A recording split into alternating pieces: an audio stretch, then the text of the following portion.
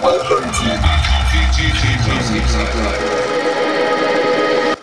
ben, salut, c'est Mathieu de Messaline pour BGP Music Live. Est-ce que tu peux présenter le groupe pour ceux qui connaissent pas? Alors, Messaline, c'est un groupe qui existe déjà depuis une petite vingtaine d'années, dans un créneau rock hard au début heavy metal, qui a eu son line-up grandement remanié à partir de 2018. Et aujourd'hui, on fait une musique qui est plus du rock à tendance hard. On a laissé le côté heavy metal de côté pour aller vers autre chose stylistiquement. Voilà. Là, vous sortez votre album Vieux Démon. Enfin, vous avez déjà sorti votre album, le sixième album Vieux Démon. Mais les vieux démons, c'est vous? Alors les vieux démons, c'est nous, bah ouais, parce qu'on a tous entre 50 et 60 ans. C'est nous, et puis c'est aussi toutes les personnes qui sont intervenues sur l'album, parce qu'on a eu pas mal d'invités de personnes qui sont connues dans le milieu du hard rock, comme Joe Amor, Pizzeria, plus de Galad. Dans Joe Amor, c'est King Crown. Ensuite, on a eu Renaud Hanson, qui est venu pousser la chansonnette aussi. Et Vieux Démon aussi, c'est parce que dans chaque morceau, on a voulu rendre hommage à tous ces vieux groupes des années 70 qui nous ont influencés. Il y a aussi pas mal d'hommages à la chanson française aussi. À la chanson française, Mm. c'est-à-dire... Par rapport à si c'était un refrain ou Ah oui, oui, sur avec un Gloria. côté pop. Ouais. Oui, alors ça c'est notre chanteur qui a voulu développer un peu ce côté délibérément pop avec des refrains un peu accrocheurs. Voilà, mais il y a quand même du riff aussi, hein. Ouais, il y a beaucoup de riffs. Ouais. Mais effectivement, on est revenu à un format un peu décomplexé, voire limite chanson par moment, pour permettre aux gens de siffloter des airs sous la douche. Là, vous avez accouché d'un album assez singulier par rapport au précédent Illusion Barbare que j'ai pas trop accroché. Alors, Illusion Barbare, bah ouais, c'est complètement différent. Bah déjà, c'est pas la même formation, hein. C'est pas, moi, je compose dans un style très différent par rapport à Coco, l'ancien guitariste. Ouais, je pense qu'il y a quand même une différence stylistique assez flagrante. Ouais. Aujourd'hui, on est en retour sur les sources des années 70, en fait, hein. Là, il est un peu plus heavy, mélodique et assez prog aussi, je trouve. Oui, il a un côté très progressif. Ouais. Plus on avance vers la fin, plus c'est progressif. Ouais, je confirme. Alors que c'est pas mon truc de base, mais bon, ça s'est imposé naturellement, hein. Les chansons, elles se sont faites sans forcer, et puis ça crée une belle dynamique dans le groupe, quoi. On attaque sur des morceaux heavy un peu lourds, et on termine sur des choses un peu virevoltantes. Mais je trouve que c'est bien. Ça évite d'avoir toujours la même chose au sein de l'album. Ouais, il a une bonne dynamique, Ouais, justement. En fait, l'album, il est décomposé en trois parties. C'est pour ça qu'on a mis des instrumentaux. Nous, d'ailleurs, c'est les deux mêmes musiques, mais interprétées différemment.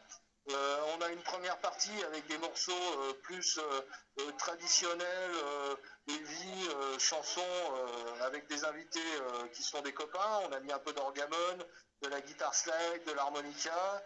Après, on a une partie centrale où on est juste principalement tous les quatre avec très peu d'invités, où on définit un peu le style. Et à la fin, on a la reprise d'Ange et le fameux dernier morceau, Orion Stargazer, où on a fait intervenir les copains nationaux qui sont déjà connus. Et puis tout ça, ça fait un fil conducteur progressif et intéressant, je pense, pour cet album. Ouais, c'était intéressant. Et ça s'était passé comment au niveau de la composition? Alors, les compositions ont toutes été faites à quatre mains entre Eric et moi, et à la base à la guitare sèche. C'est-à-dire qu'on s'est mis en mode feu de camp. Et puis, soit Eric m'amenait une partie de chant, et à ce moment-là, je construisais l'harmonie et les accords autour, soit j'enregistrais les choses que je lui faisais parvenir, et après, on a fait le tri un petit peu dans tout ça pour voir ce qui fonctionnait ou pas, et surtout ce qui m'inspirait pour faire des textes. Voilà. Donc l'album, il a été à peu près composé, on va dire, entre 6 et 9 mois. Après, le temps de l'enregistrement, ça nous a pris 15 jours. Sachant qu'avant, on avait fait des pré-maquettes dans un petit studio pour vérifier un petit peu tout ce qui fonctionnait. Et après, on a enregistré ouais, en 2 semaines dans un studio d'enregistrement à la soirée, à Jujurieux, mais avec des jeunes d'ailleurs. On a privilégié le sang jeune pour nous amener autre chose musicalement. Et après, mastering, tout ça, le temps de faire la promo, ça nous a pris bien 2 ans, tout ça. Mm. C'est un peu long, mais c'est le timing. Ouais, c'est ça. Parce que là, je trouve que même le son est hyper, comment dire, singulier, parce qu'il est hyper chaud, organique, par Ouais, rapport au parti pris de Illusion Barbare. Je préfère largement cet album-là, Vieux Démon, que Illusion Barbare. J'ai beaucoup de mal à accrocher au niveau du son. ouais. Bah, sur moi, je suis de la très vieille école. Et en fait, quand j'enregistre, en général, je fais 1, 2, 3 prises maximum. Et on est tous restés dans cette optique-là pour garder un côté hyper vivant, avec des amplis et puis des guitares et puis pas grand-chose au milieu, pour garder un côté vraiment naturel au son. Avant, je sais qu'ils faisaient beaucoup de recording, ils reprenaient des parties, il y avait beaucoup d'effets stéréo, tout ça. Là, on est allé direct à l'essentiel et je pense que c'est ça qui fait que le son a beaucoup changé. Ouais, il est beaucoup plus chaleureux, Ouais, spontané, il y a même, enfin, ouais. même au niveau de la dynamique, au niveau de son chant, je trouve qu'elle a changé. Ouais, ben, effectivement, Chat a beaucoup progressé au niveau du chant. Ouais, lui, il dit que ça l'a libéré le fait de retrouver un son plus naturel, en fait. Parce qu'avant, ouais, c'était un peu forcé au forceps. Et puis maintenant, bah, quand tu changes d'équipe, en fait, ça met du sang neuf, donc ça met une nouvelle dynamique. Hein. C'est comme toujours. Hein. Et puis, bah, on s'est trouvé, on se connaissait déjà d'avant, et puis ça fonctionne bien. Donc il y a une vraie confiance mutuelle, et puis il y a aussi quand même beaucoup de travail hein, pour arriver au bout. Là, c'était peut-être une musique qui lui parlait plus. Bah, en fait, oui, parce qu'on revient sur nos fondamentaux. C'est-à-dire qu'avant, Messaline partait dans une direction où bah, ils étaient un petit peu arrivés au bout d'une certaine démarche, qui s'est traduit par le départ du guitariste, parce que je pense que la collaboration entre Coco et Chato, c'est qu'ils étaient arrivés un peu au terme de ce qu'ils voulaient. Le fait que j'arrive avec peut-être d'autres racines musicales, ça l'a inspiré et c'est reparti sur d'autres voies. Quoi. En fait, on est reparti en arrière pour mieux repartir en avant. Ouais, je trouve là, parce que là, franchement, vous êtes bien reparti, il me semble. Et Voilà, voilà. au niveau de la thématique de l'album, il y a encore des doubles sens et pas mal de choses. Oui, oui, il y a des récurrences. On a fait exprès, alors en plus, on a fait exprès de reprendre certains titres des années 70 et certains riffs un peu emblématiques qu'on a transformés de façon. L'objectif, c'était de faire dire aux gens ah putain, mais ça me rappelle quelque chose, mais j'arrive pas à savoir ce que c'est. Et voilà. Et je pense qu'on ouais, on s'en est bien sorti à ce niveau-là. On a fait du neuf avec du vieux, en fait. Et vous êtes combien de guitaristes sur l'album? Je suis tout seul. Tout seul? Ouais, ouais. Alors oui, si t'écoutes le démon, la partie centrale, effectivement, il y a 7 guitares qui sont empilées.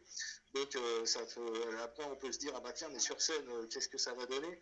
En fait, ce qu'il faut savoir, c'est que quand j'ai fait les pré-maquettes, donc on avait travaillé les morceaux, bien finalisé les morceaux avant de faire les enregistrements définitifs. Mais dans le studio où on a fait l'enregistrement, on a fait des répétitions pour voir ce qui était jouable en live.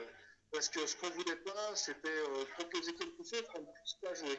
Et donc, tous les morceaux qui sont enregistrés, où j'ai pu goûter certaines guitares à des moments où renforcer des harmonies, il y a des arrangements un peu spécifiques pour le live, où on reconnaît quand même bien les morceaux. Hein, c'est la même chose. Moi, je ne peux pas me dupliquer, mais tous les morceaux sont interprétables en live.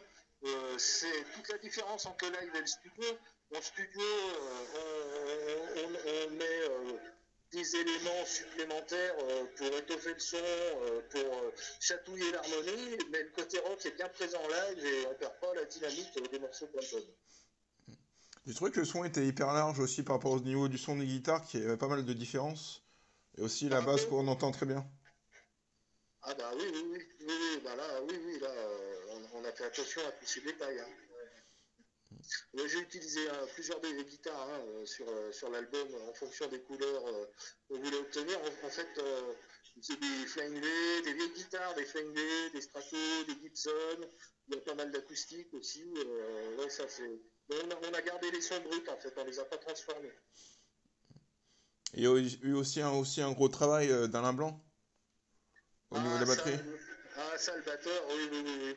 Ouais, ouais, on a la chance d'avoir un batteur déjà qui a un beau background, puisqu'il jouait dans Dream Shack dans les années 90, donc qui est un groupe de speed metal. Ouais, on a un batteur qui est un batteur avec une capacité en live hyper solide et qui a un super jeu de grosse caisse. Franchement, c'est impressionnant. Moi, j'ai rarement joué avec un batteur aussi précis. Et quand ça part, ça part. Hein. Ça, c'est du plaisir. Et en plus, c'est un mec super sympa. Ouais, je trouve qu'il a une bonne patte. Et aussi, vous avez pas vraiment de limite au niveau de la composition, ce que ce soit au niveau des instruments, ou sinon sur un morceau, vous passez de l'acoustique à l'électrique, vous repassez à l'acoustique sur le même morceau. Ben oui, oui. Alors moi, j'adore les guitares acoustiques. Et Messaline aussi, on a une formule acoustique maintenant. Et, on a fait quelques concerts en acoustique et là on a développé la formule parce que maintenant, donc, comme le groupe a évolué, on a un nouveau bassiste parce que Rémi, le bassiste qui est resté depuis 15 ans, a préféré arrêter pour des raisons personnelles. Hein, on ne s'est pas fâché de rien. Hein, c'est qui a voulu passer à autre chose. Et donc on a intégré un nouveau bassiste et comme on avait mis pas mal de chœurs aussi sur l'album, hein, il y a une intervention de 4 choristes, on a gardé 2 chanteuses avec nous pour venir appuyer les chants, et dont une qui fait des percussions. Et en fait, ça nous permet de jouer dans d'autres contextes que les concerts de hard. Et ça, c'est vachement intéressant et ça a une incidence très forte sur le devenir du style de Messaline.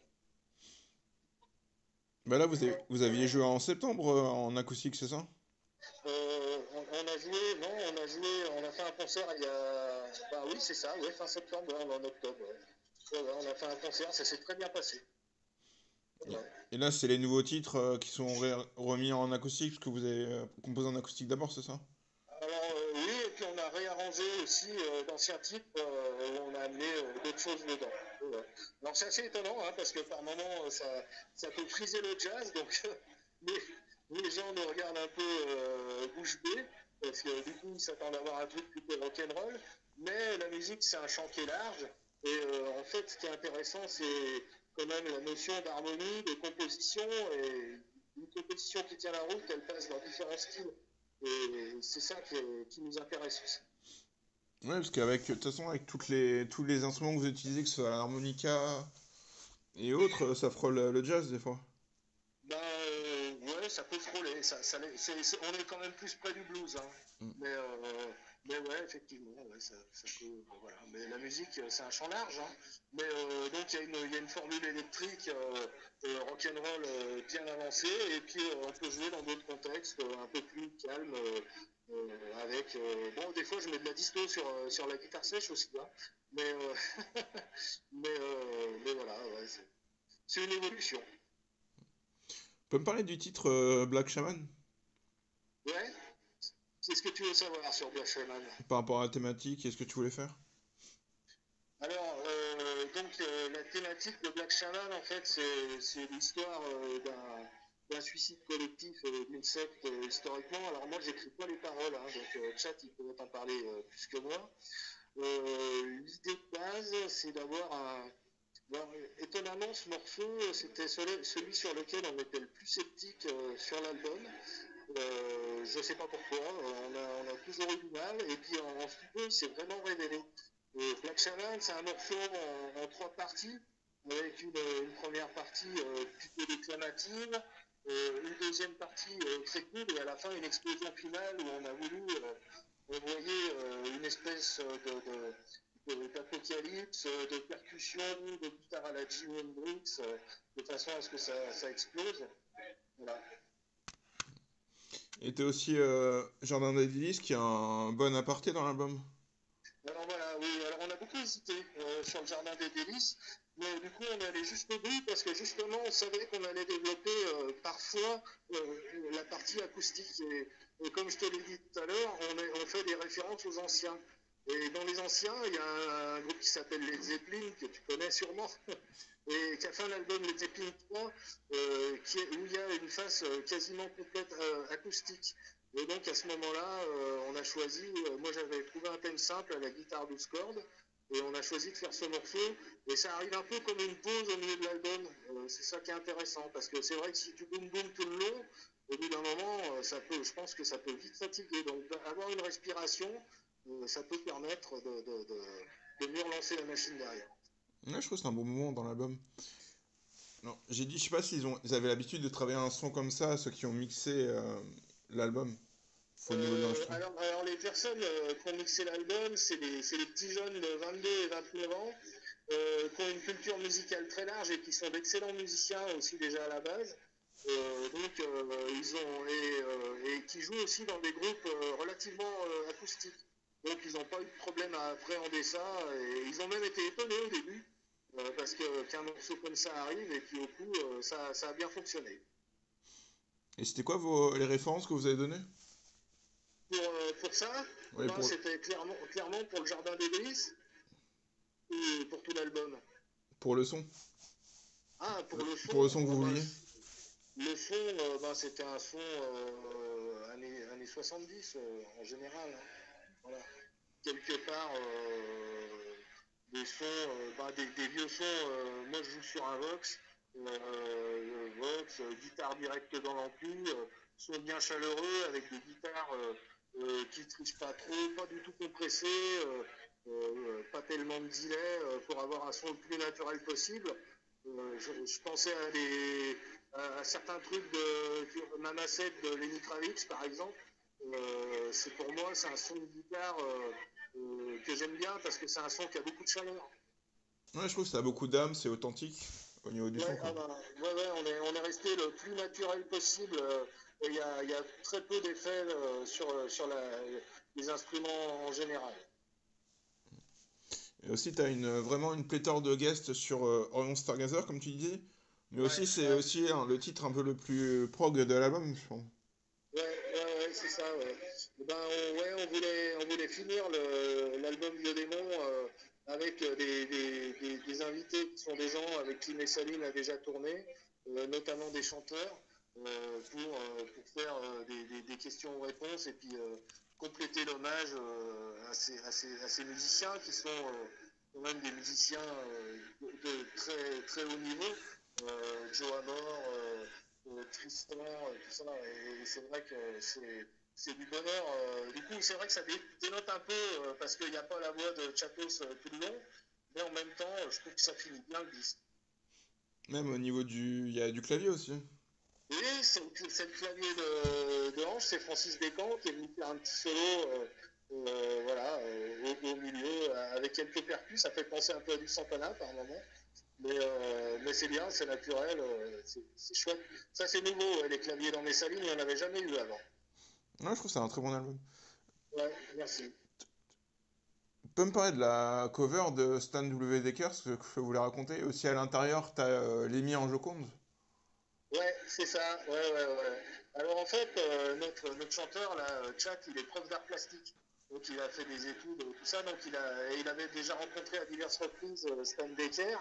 Et ce qu'on voulait, c'était avoir une peinture en forme de gravure, un peu comme ça se faisait dans les vieux albums. Donc il a préparé un dessin en noir et blanc qu'il a envoyé à Stan et tous les deux, ils ont communiqué jusqu'à obtenir le résultat qu'on a. Il y a des vraies références dans la pochette à d'autres albums. Hein. Par exemple, on voit l'arc-en-ciel comme dans Rising the Rainbow. Il y a effectivement Lenny qui est au bout de l'arc-en-ciel dans la tenue du pape de Ghost. Donc ça, c'est sympa. Et puis les personnages au milieu, un peu comme la pochette de Love Gun de Kiss, avec les femmes autour. Voilà. Donc ça, c'est chouette. Il y a le pape et une gargouille aussi. Pardon? Il y a un pape et une gargouille. Oui, il y a les gargouilles, il y a des gargouilles, ouais. Ça c'est les vieilles églises. Les vieilles églises sur l'autel des possédés, qui est un autre, qui a des références aux anciens albums de Messaline. Et aussi, vous avez un clip aussi qui est assez singulier aussi, c'est Je voulais te dire. Ouais, c'est ça. Ouais, donc on a travaillé avec un jeune graphiste qu'on a rencontré. Ben, il y a, sur le premier morceau de l'album, il y a un solo de guitare sèche ce qui a été fait par Mallory Marais, qui joue dans un groupe qui s'appelle Human et qui travaillait avec un gars qui réalise un clip. Et Eric, notre chanteur, a fait un dessin animé avec ce gars. Et on lui a demandé de s'associer pour réaliser ce clip parce que, en fait, comme on a des paroles assez violentes, on s'est dit qu'à travers le filtre du dessin animé et avec ce côté un peu Monty Python des dessins, ça pouvait permettre peut-être de faire passer les choses de façon un peu plus cool et de façon aussi plus artistique. Ouais, c'est vrai que ce texte est assez hard, quoi. Ouais, ah bah ouais, c'est hard, hein, avec un refrain un peu, un peu pop, limite joyeux, mais quand on s'attache au texte, ouais, c'est plutôt violent. Ouais. Parce que ça parle de quoi? C'est un violeur, c'est ça? Donc, en fait, c'est un serial killer qui découpe ses victimes. Hmm, Voilà, c'est ça. Donc, voilà. Qui tombe amoureux de ses victimes et après qui les tue et qui les découpe en morceaux. Là, d'accord. c'est pas vraiment gentil. Hein. C'est pas Les très notes joli. religieuses, il est pas mal aussi au niveau du texte. Hein. L'histoire de la bonne sœur qui se masturbe et tout. Mais en fait, les vieux démons, c'est aussi toutes les parties obscures qu'on a entre nous. Dans chaque texte, il y a des idées noires qui sont enfouies et dans lesquelles chacun peut se reconnaître, à mon avis, à un moment de sa vie. Les sujets tabous, le sexe, le suicide, des choses comme ça, la peur du noir, c'est les vieux démons de chacun en fait. C'est les vieux démons, les références aux anciens qui ont fait de la musique dans les années 70-80. C'est aussi des références un peu d'ordre psychologique sur les vieux démons qui sont enfouis dans chacun de nous et les choses inavouables mais qui existent pourtant. D'accord. Et là, aujourd'hui, vous êtes en journée promo. Mais sinon, ça Ouais. se passe comment pour suivre l'actualité du groupe? Parce que j'ai remarqué que vous n'êtes pas vraiment présent sur Facebook. Vous publiez assez peu. Euh, Ouais, alors on a un tourneur à l'heure actuelle avec qui on a signé là, il n'y a pas longtemps qui va remettre à jour tout ça. Donc là, comme on est dans un redémarrage du groupe, hein, comme ça a changé de formation, tout ça, on est en train de se réorganiser au niveau de notre communication et puis ça devrait pas tarder à être au point. D'accord. Là, au niveau des dates à venir, vous avez Bourg-en-Bresse le 29 octobre. Ouais, c'est ça. Et puis le tourneur est en train de chercher des dates à partir du mois d'avril-mai pour qu'on puisse commencer à défendre Vieux Démon sur scène. D'accord. Je sais qu'on a quelques dates qui vont être prévues avec Galate, par exemple. Ouais. Et il y a des gens du groupe qui avaient réussi à faire venir Trust à Bourg-en-Bresse en Ouais, 2018. c'est ça, ouais. On a fait la première partie de poste. Ouais, très bonne journée, beaucoup d'énergie. C'était vraiment vachement bien. Et puis c'était la nouvelle formation en plus, donc là, ça nous a mis un bon pied à l'étrier en termes de communication et d'avancée. On aimerait bien rééditer, mais bon, Trust, c'est difficile à accéder. Hein. Il n'y a pas forcément besoin de Trust, après ça dépend des cachets, quoi, mais bon. Les connaissants. Ouais, c'est ça. C'est ça. C'est ça. C'est quand même de la machine, de la grosse machine. Hein. Ouais, c'est ça. Et c'est quoi ton meilleur et pire souvenir en live avec Messaline? Et ben, mon meilleur souvenir, bah, justement, c'est la première partie de Trust. Ça a été fantastique. Parce que parce qu'on a réussi à accrocher les gens assez rapidement. Donc, franchement, ça a été. On a reçu un accueil très positif. Ça, c'est un grand bonheur de jouer devant autant de personnes et puis de sentir l'émulation qui arrive. Et puis, ben, le pire souvenir, c'est peut-être le départ du bassiste qui a baissé les bras à un moment donné ben, parce qu'il y a eu tout un tas de paramètres dans sa vie personnelle. Nous, on aurait bien aimé continuer avec lui. Bon, ben, tant pis, des fois, ça c'est la vie. Hein. Ça l'a pas fait. Et puis, on a une nouvelle équipe. Et puis, on part sur des bonnes bases. Ouais, une très bonne équipe, là. Ouais. Je te laisse le mot de la fin pour l'interview. Eh ben, écoutez l'album. la vie et puis du bonheur à tout le monde. Merci à toi pour l'interview. Je t'en prie, je te remercie. Bonne journée pro. Salut. Salut. Prodigy géant la terre.